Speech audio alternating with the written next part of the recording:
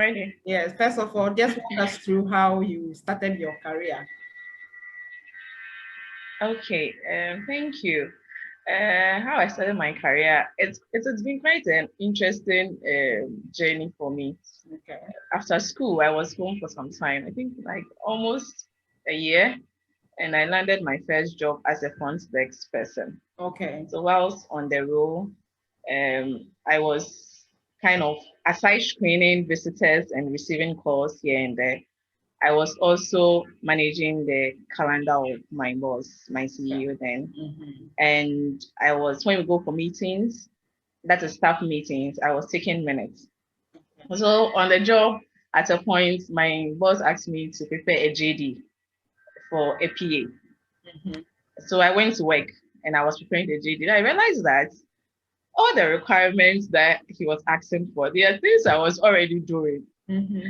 So I approached him and I told him I was interested in the role. And he said, oh, that's fine. He doesn't have any issue with it. But then, how are we going to manage the front office? And I told him, we have to get someone else if that's the case. And he said, okay, he will think about it and get back to me. So a couple of days later, he got back to me and he said, okay, so he's going to let me play the EA role. It's a personal assistant role, Okay. and that he will talk to my colleagues. And the only challenge that we have then was that I was doing everything, but when he was going out for meetings, I couldn't go with him because I was supposed to be at the front office. Mm-hmm. So he came up with a plan that then if we have to go for a meeting outside the office, I can get our colleague, any of my colleagues to manage the front desk for me. And then we'll go for the meeting and then come back. So that was how it started. So I hopped on that role as a PA. So I was on it for roughly 2 years or almost 2 years. Then I landed another opportunity with another company as an executive assistant. Mm-hmm. And that was the game changer for me. Mm-hmm. I mean, it was so involving. The new role was just so involving than the previous one. Okay. And it was taxing. So I was also on that role for 4 years, close to 4 years. Then I had an opportunity with the other arm of the same company to be the head of operations and then the HR, the head of HR. So I hopped on that role, but my boss didn't want me to leave. I think we had this good relationship, so he was conversant working with me. So he asked me to be his assistant and to manage the top level related tasks. And he got two people to do administrative assistance. So I was overseeing them. Then COVID hit. So Mm-hmm. when COVID hit and we're working from home, I had a couple of friends approach me on their role as assistants. Some had just landed the role and then COVID had hit. Some also been on the role for some time. And I was glad to help them. Then it just hit me that, wow, there could be people out there, assistants out there, that had just started from day one. So why don't I share my experience with them? Why don't I help them, the best way that I can so that they can also leverage on those experiences and kind of maximize their role as assistant. So that was how I got into the coaching program to Oh, help other people like myself to also grow. that's wonderful. I like the last bits of, I mean, people coming to you and you seeing the need. I mean, the need that's, I mean, people who actually need coaches to help them. In fact, now that's the way to go. I mean, Yeah. to approach people who have walked the walk and who are in the same industry as you are in to help you out with the challenges that you are facing. I mean, if you are having difficulties, you don't have to sit down when you know there's somebody around who can Yes. help you. Yes. I remember Yes. myself when I also started, there was that need. I needed somebody to guide me. Yes. Yeah. When I had my first PA role, I had been playing admin roles in different ways, but not like assisting somebody. So the first time I assisted somebody, I realized, in fact, I needed help. I needed somebody to coach me. Yes. Because for some of us, we were not trained as a secretary. I never went to a secretarial school. So A secretarial school. yeah. So it was kind of difficult. Myself. And my boss was willing to pay somebody, but I those times I wasn't that exposed, so I didn't even know where to find that person. Yes. And I remember there was a time that I even asked my boss to let the person who was there before I came to coach me. We were thinking of making that arrangement, but it never materialized. So I'm happy to see people like you in the industry who are ready to help with the up and coming ones, those who are new, because if you are new to this role, it can be very, very challenging. Very, very challenging. Yes. Yeah. Yes. I'm And you always look frustrated. You're like, you need someone to help you. Yeah. Always look frustrated. And before you pick up, you would have lost a lot of opportunities. Yes. And wasted so much time. Yes. Yeah. And if you're not careful, we will end up losing the job. Because it can be very demanding. And the requirements, you know, that the things have changed about the role. Now your executive expects more than what it used to be. So we are not the traditional secretaries anymore. Now they are asking you to solve problems, to think critically, you know, and all that. So if you're not somebody who is a fast learner, it can be very, very challenging. Okay, let me move on to my next question. No, before I do that, you said you transitioned from being a PA into an operations, is it coordinator or manager? From being an executive assistant and to head of operations. Head of operations. And then HR. And then yes. HR. And so HR. you transitioned from head of operations into HR, or was it a combination of the Yes. two? No. It's a combined title, head of operations and HR. And HR. Oh, okay. Yes. So how did that transition go? What happened? What, if you can give us a background story as to how it happened? Okay, that transition, you know, on the role as an executive assistant, I was still handling special projects. And that also included operations. Okay. And the company that I was working with was a telecommunication, a telco. Okay. So operations is like a key aspect of the organization. Okay. And I was spearheading the operations. So transitioning to that role wasn't much of a difficulty. Okay. The only challenge that I had was with the HR aspect. Okay. What I was doing it wasn't more of HR. I had a fair idea how HR was supposed to run, but I wasn't going into details. Okay. But averagely, it went well. The transition was smooth because I had already have a fair experience in that area before I was transitioning to that aspect.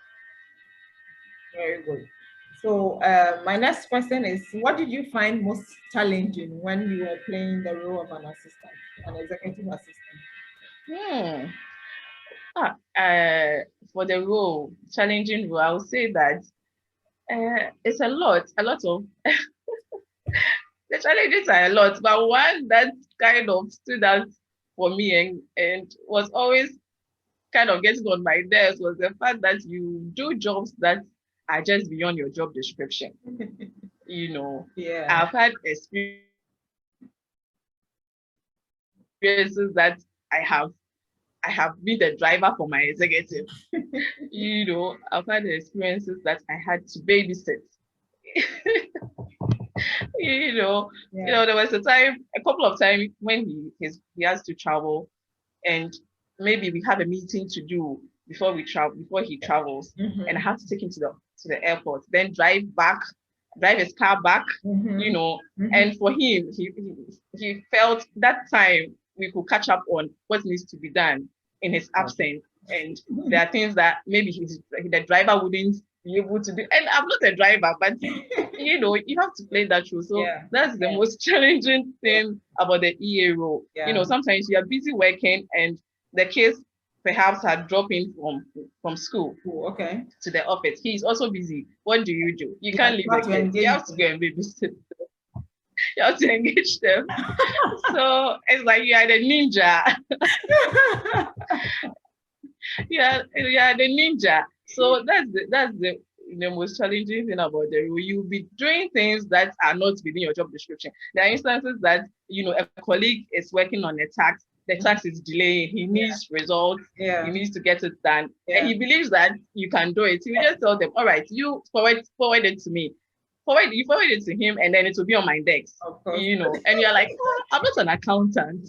You're like, God, this is IT related, but you are the go-to person. So Yeah. you have to. So when you find yourself, everything can be thrown at you at any time, unexpectedly. Yes, from all angles. From all angles, and then even as you are saying things outside your discretion, you just have to know. They expect you to know.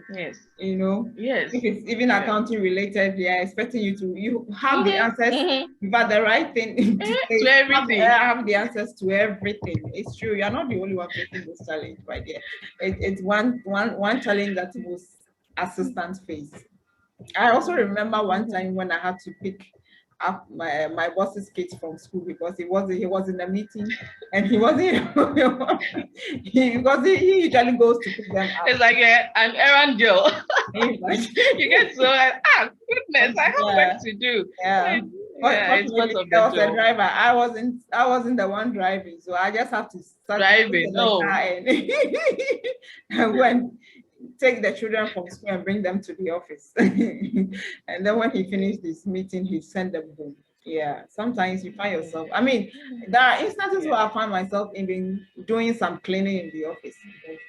Things were not in order and there's no time for me to call on the cleaner to get things done before a visitor comes in. So yeah, it comes with the job sometimes. Okay, so what do you find exciting about the role? A lot of things are exciting about. As much as you do things that are not exciting, there are also a lot of things that are exciting about the role. And one of them is the exposure that the role gives, and the opportunity to network. When you're an assistant, you kind of network with, should I say, the creme de la creme of the organization. You get to meet people that ordinarily you wouldn't meet them if you weren't an assistant. So that's one thing that is exciting about the role. So you kind of build a network that is wealthy, rich network, and you are exposed to so many things like the board meetings, how the board operates. So if later on in your career you kind of end up being a board member, you already have a fair idea, how board is run. So you don't you're not handicapped. So those are the things that about the assistant role that I find exciting. That's very true. That's very, very true. You get to rub shoulders with the big guys. And you have all the info. Yes, you have all the info. You have all the info. I remember one time in my career, my boss and I were supposed to travel for a training in outside the country.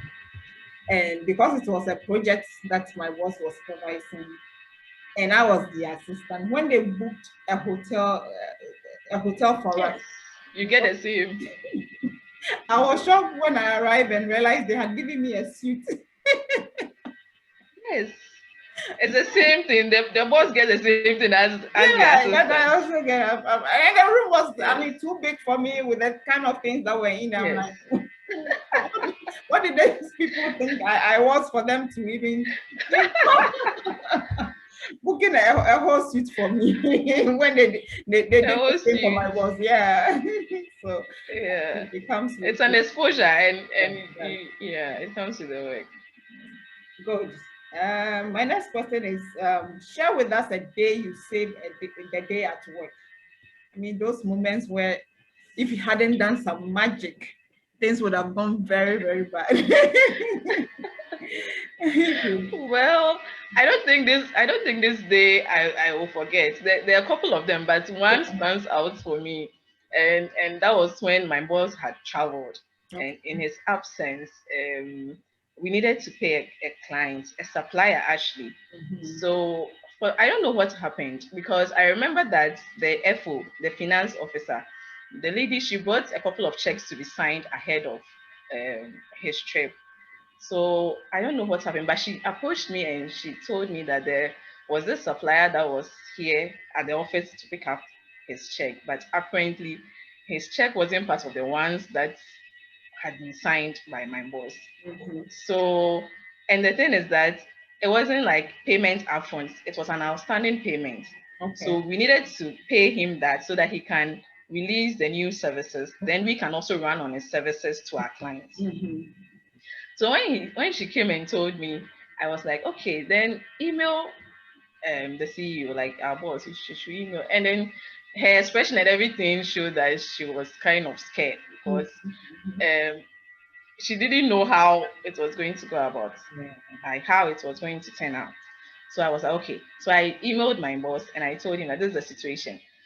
A supplier is here and we need to pay the supplier. And his response was, what can I can't do anything about it. The check, I can't sign the check, I can't do anything about it. So you guys should fix it. That was what he said. Go and fix it. So I came back to the lady and I told her, what he does, this is what he said. But I went back to my office and I was like, I even have his personal checks, signed personal checks with me. So why don't I just get back to him and then talk to him if he's got enough funds in his account? And even if he can do part of the payment, then I can just prepare that check and get it to the supplier. So I got back to him and I told him, and he was like, okay, that's fine.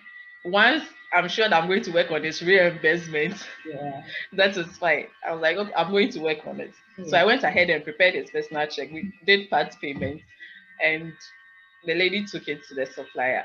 And the lady was excited that I had saved, I saved her job, because we were going to, that meant that our clients were going to be down for almost 2 weeks. And we were paying clients, and we're giving them discounts for downtimes if they didn't get a service. We're going to, so it was going to cost us money. And so she knew that her job was going to be on the line. And my boss too was kind of excited that I came up with that idea that saved, the day and had the service to run for our clients to enjoy. You decided to think outside the box, Yes. And then decided that you were not going to accept the situation. You really could do something about it. Once you set your mind on things like that, then it triggers something. You just remember, oh, there's a way to save the situation. I like that. Thank you so much for sharing it. And my next question will be, can you share with us an error that happened at work and how you overcome this? Oh, errors, they are part of the work.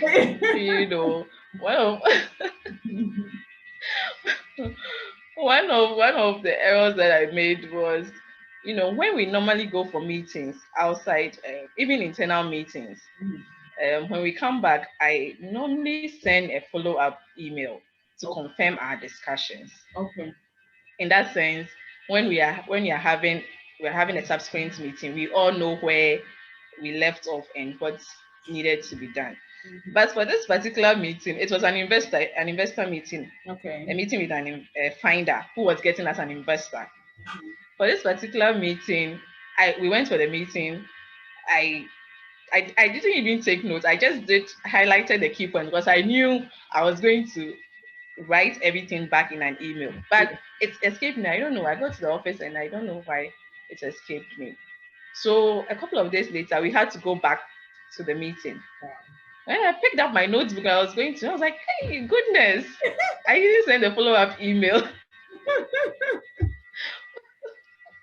I didn't send a follow-up email. Oh, so I was at my desk for like 5 minutes thinking about what to do. Then I was like, okay, let me just go and talk to my boss. So I approached my boss and I told him, this is it. Honestly, I forgot to send the follow-up email. And then he asked me, do you have notes? And I said, I have highlighted points. Yes, so he took the notes and then he just saw that I had just, kind of written the key points Yeah. there. And he was like, okay, you let's go.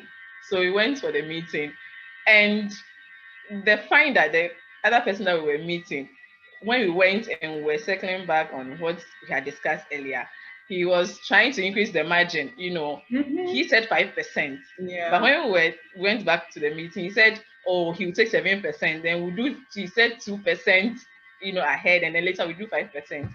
So I came in and I was like, oh, I was supposed to send an email to confirm our discussion, but I didn't. I did, yes, but I did take notes, and within the notes that I have, we said 5%. So then he was quiet for some time. Then, because I had already discussed the situation with my boss, he also came in and he said, yes, that was what we discussed. And since we had discussed that, it will be best that we stick to that. Yeah. So he also agreed and said, oh, okay, all right. If he did mention 5%, then let's stick to that. And I was like, God, thank you. Wow. So that was one error. Yeah. 2% extra was going to be a lot. Yeah, I mean, as you said, it comes with a job. That's what makes us human. There's no human being who doesn't make a mistake. It happens, especially when with our nature of work, where we are juggling a lot of things. You can easily, something can just fall through the cracks without you knowing. So, and I'm happy that you took ownership and responsibility of the error, and then you handled it the way you did. I mean, being honest about it and being able to discuss it with your boss ahead of time is better than, I mean, find yourself in the meeting and then now you are fumbling and your boss cannot even support you.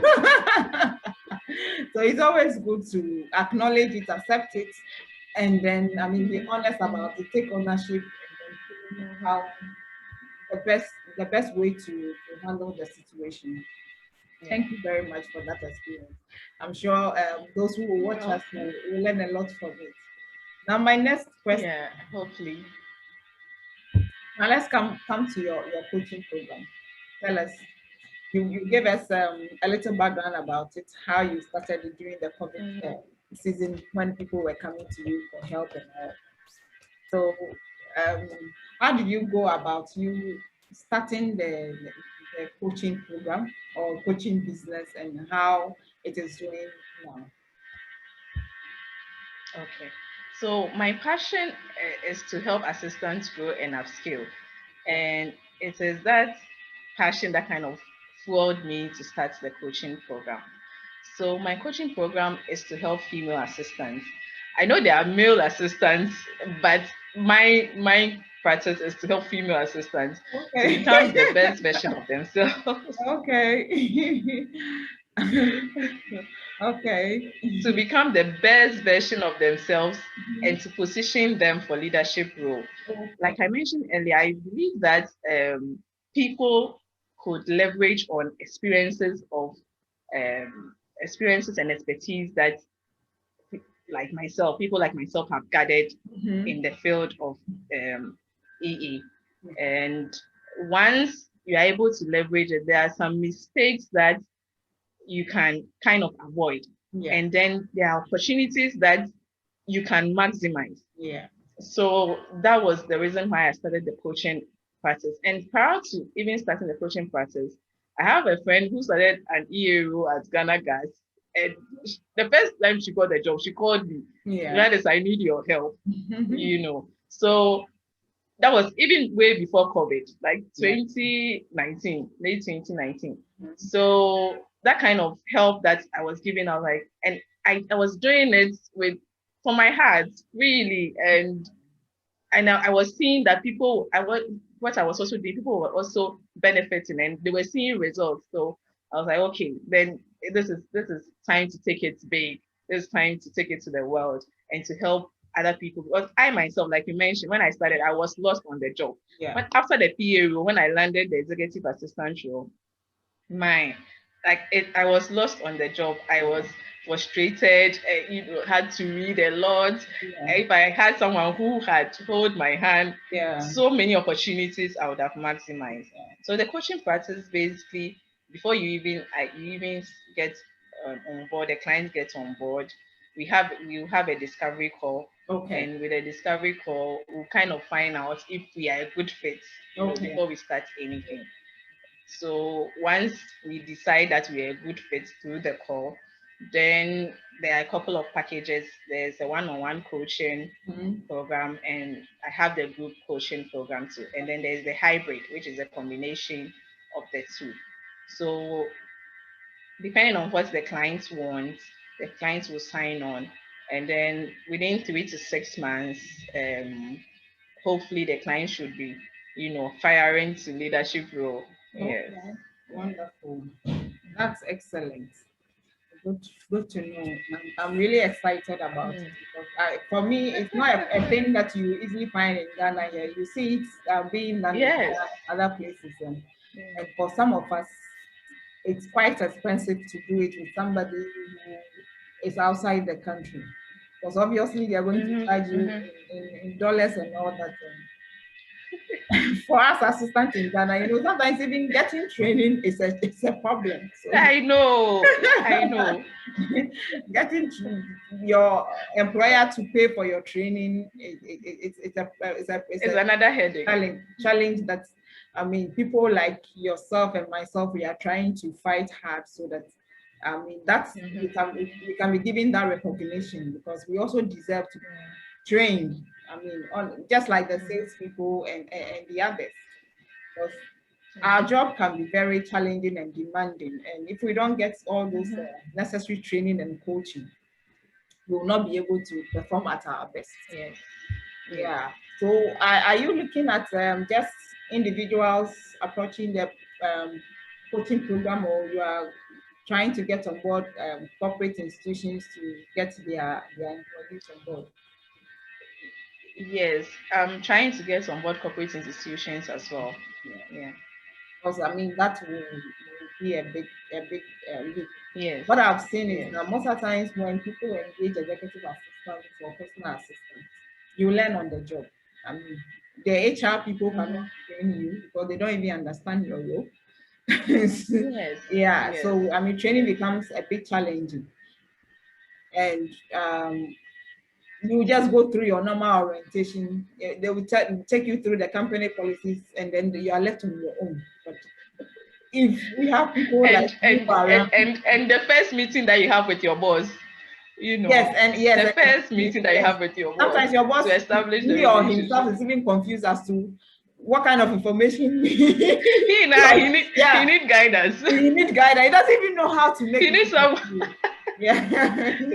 That's what I see. And then they will turn around and come and complain that we are not doing the things that they want. But even communicating, telling you what exactly they expect from you, it's even challenging for them. And I believe for some of us who have played this role for a while, we understand the role and even know how our bosses are supposed to make use of us. But that education is not there. What I find is that most executives don't even know how to make use of their assistant. Yes. And then when it's like that, there's most assistants too do not know how to maximize their role. Yeah, they don't know how to maximize their role. That is true. So if they get somebody who is experienced to direct them as to how to go about their role, I think it's a good idea, and I'm happy. I'm really, really happy about it. You have no idea. I'm so happy that people like you are. Thank you. I'm praying for more people like you, and for assistants to embrace programs like this, and not just assistants, but employers should also embrace opportunities like this to get their assistants trained. Okay. Now, because of, if I should say, artificial intelligence, there are some who have the perception that very soon the role of the assistant will no longer be necessary. In your opinion, what do you think will be the future for this role? You know, when COVID hit, Yeah. and I had that phone call from my friend, that was her fear. Like, now my boss is home, I'm also home. How are you going? You are not visible anymore. How are we going to get this work done? Yeah. And I was like, technology, technology is there. And there are so many ways that assistants can stay visible. Yeah. I don't think that it will come a time that AI will replace assistants, because the things that assistants do, Yeah. AI maybe in 100 years to come or something. Because AI cannot drive the bus when the driver is not there, or when the bus is going to the airport and bring. No. Yeah. Exactly. Yeah. So replacing artificial intelligence will be difficult, extremely difficult to replace assistants. Yeah. And for the role moving forward into the future, I think that um, executives will be looking at hiring assistants that add value to the role. Yeah. More of strategic partners, because you can't stick to being a traditional administrative support. It's not going to fly. It won't take you anywhere. So executives will be looking at those that can add value. People that can bring ideas on board, people that can handle special projects, people that can fit into the executive's shoes if it's not around. So the future of the EA role is taking a whole new turn. Yeah. It's now going to be more of leadership. Yes. Are you able to lead? Yeah. Are you able to lead yourself as you assist your boss and lead him as well? Yeah. So in my view, this is how our role, is kind of changing. Very well said. I totally agree with you. That is the perception I also have about the role, because it keeps evolving every day. The demands are becoming more and more. The expectations are very high nowadays. And for me, I think AI is just going to help enhance the role of the executive. Exactly. Yes. But I can't need replace those tools to be able to do the repetitive tasks that can be taken off our hands, so that, as you are saying, we can think more strategically, we can be visible well enough, and then be able to play that leadership role that our new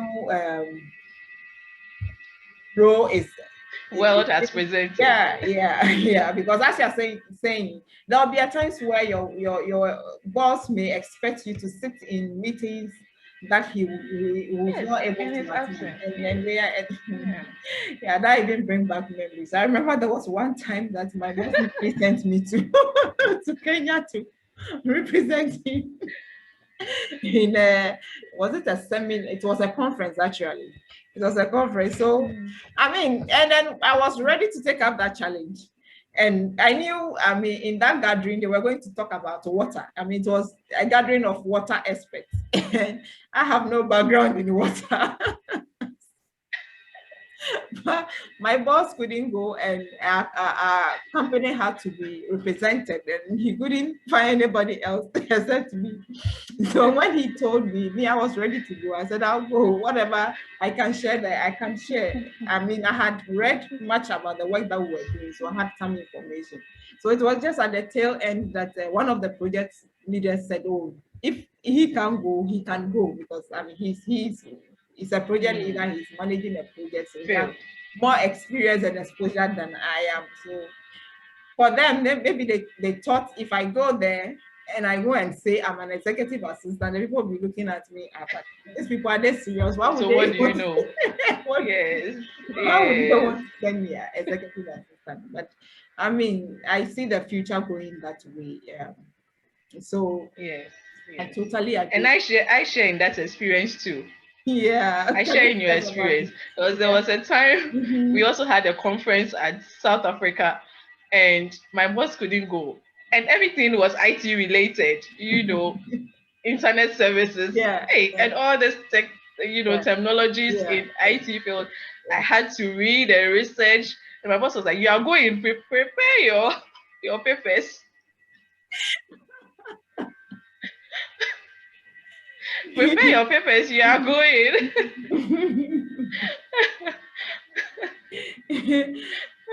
How did you go? Eventually, Yeah. eventually, when I prepared like two pages, Yeah. and then I gave it to her, like, this one. You have like almost like 30 minutes. This one you finish like 10 minutes, you'll be done. What are you going to do with the rest of the 20 minutes? Interesting. What are you going to do with the rest of the 20 minutes?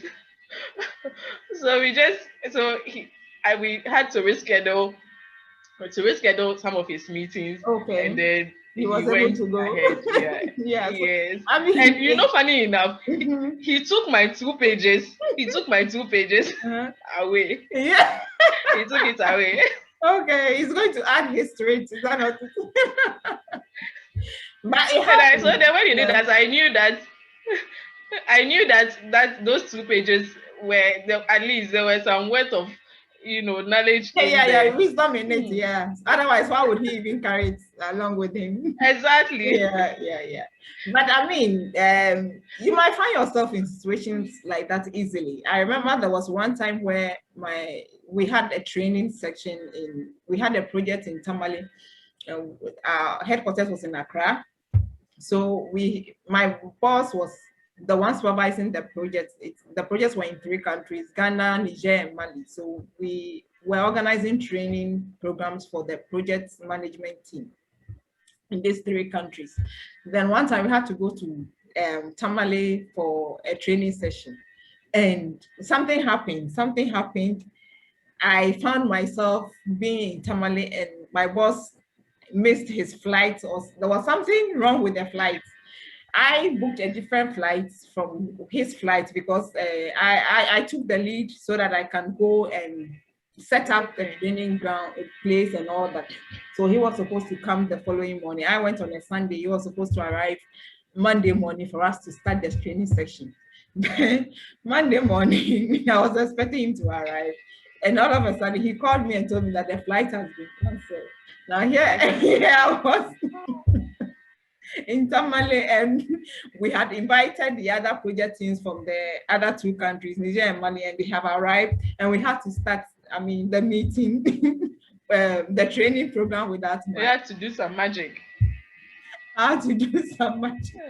So quickly, with the help of the project leader in Tamale, we just have to change the agenda so that the presentation that my boss was supposed to do, we shifted it to the following week. And those who were present were able to do their presentation. But I had to now take the lead role, like the facilitator and all that. That was not in the plan. So yeah, you might find yourself. You had to take it up, yeah. I had to take it up. I just couldn't leave things to chance like that because it's not around. Yeah. People had come to. We always save the day. Yeah, the training had to go without him, and then he later came to continue with his presentation. Gladys, thank you so much. Thank you so much for all the knowledge you've shared with us today. Now, finally, how do we connect with you? If somebody is looking for you, where can they reach you? I'm on LinkedIn as Gladys Arthur, and my website is also there, www.assistandlead.com. So both ways, either on LinkedIn or on my website, anyone can connect with me. Are you on Facebook too? Yes, but not. I prefer to use like LinkedIn. Yes, LinkedIn and then my website. I'm on Facebook, but I'm yet to kind of put my page together. Okay. So what I'm going to do is that wherever I post this video, I'm going to share the link. I know we are connected on LinkedIn, so I can easily share your LinkedIn link, and then that of your website, so that if anybody who gets to watch this video wants to connect, have access to it. Finally, we've come to the end of our conversation.